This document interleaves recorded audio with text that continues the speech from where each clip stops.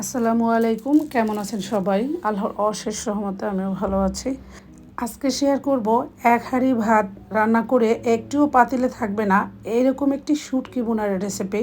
মানে আমার দুই ছেলে খুবই পছন্দ করে খেয়েছে, আর আমার দুই ছেলে যেটা পছন্দ করে খায় সেটা আমার কাছে মনে হয় আমার সবচেয়ে সেরা রেসিপি। তো সেটাই শেয়ার করতে যাচ্ছি। এখানে প্রথমেই আমি বাঁশপাতা শুটকি নিয়েছি 10-12টি শুকনো মরিচ আর 4টি টমেটো কুচো করে নিয়েছি, আর নিয়েছি দেশি রসুন 4টি।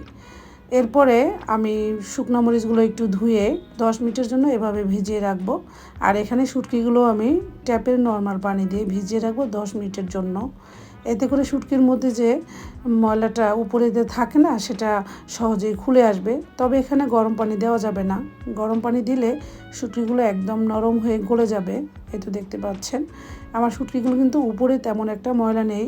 তো আমি নিখুঁত করে পেটের ময়লাটা বের করে নিচ্ছি, কারণ পেটে যদি কোনো রকমের ময়লা থাকে তাহলে শুটকি ভুনাটা করার পরে তিতা লাগবে, খেতে একদমই ভালো লাগবে না। আজকের শুটকির রেসিপিটা রেস্টুরেন্ট স্টাইলে করছি।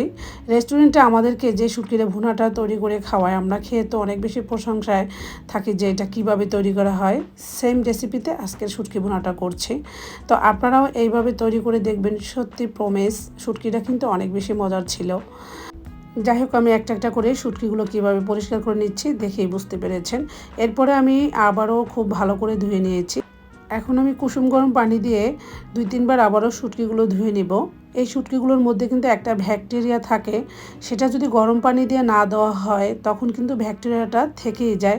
তাই ব্যাকটেরিয়া দূর করার জন্য অবশ্যই কুসুম গরম পানি দিয়ে শুটকিগুলো ধুয়ে নিতে হবে। তো শুটকিগুলো 2-3 বার ধুয়ে এখানে ওই যে আগে থেকে যে শুকনো মরিচ রসুন কোয়া ছাড়িয়ে রেখেছি সবগুলো একটা পাত্রে আমি নিয়ে নিচ্ছি। এখানে টমেটোর পরিমাণটা বেশি করে দিয়েছি, আর এই টমেটোটা দেওয়াতেই কিন্তু শুটকিটা খেতে বেশি ভালো লেগেছে। যাক, এরপর আমি এগুলো খুব স্মুথ করে ব্লেন্ড করে নিয়েছি।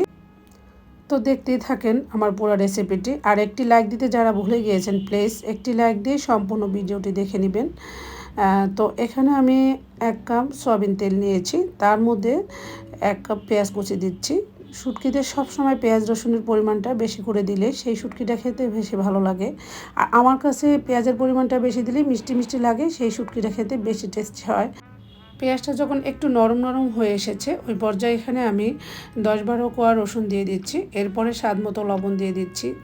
1 চা চামচ হলুদের গুঁড়া, 1 টেবিল চামচ লাল মরিচের গুঁড়া। ঝালটা আপনাদের পছন্দ মতো দিবেন, যেহেতু আমার বাচ্চারা খাবে তাই আমি ঝালের পরিমাণটা একটু কম করে দিয়েছি।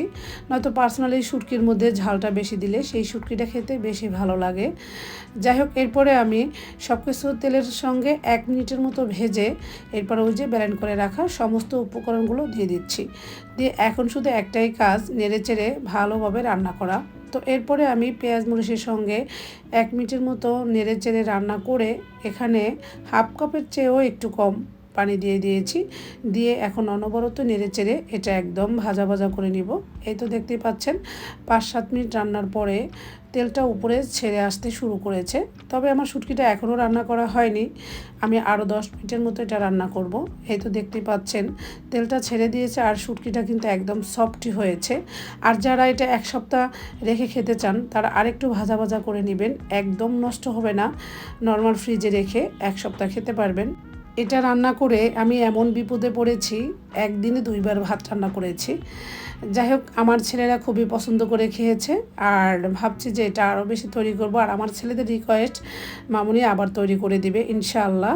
আবারও তৈরি করব আর সবার সাথে শেয়ার করব। দেখুন শুটকির কালারটা কতটা ইয়ামি এবং লোভনীয়। আশা করি রেসিপি ভালো লেগেছে। আজকের রেসিপি এই পর্যন্তই। সবাই ভালো থাকবেন। আল্লাহ হাফেজ।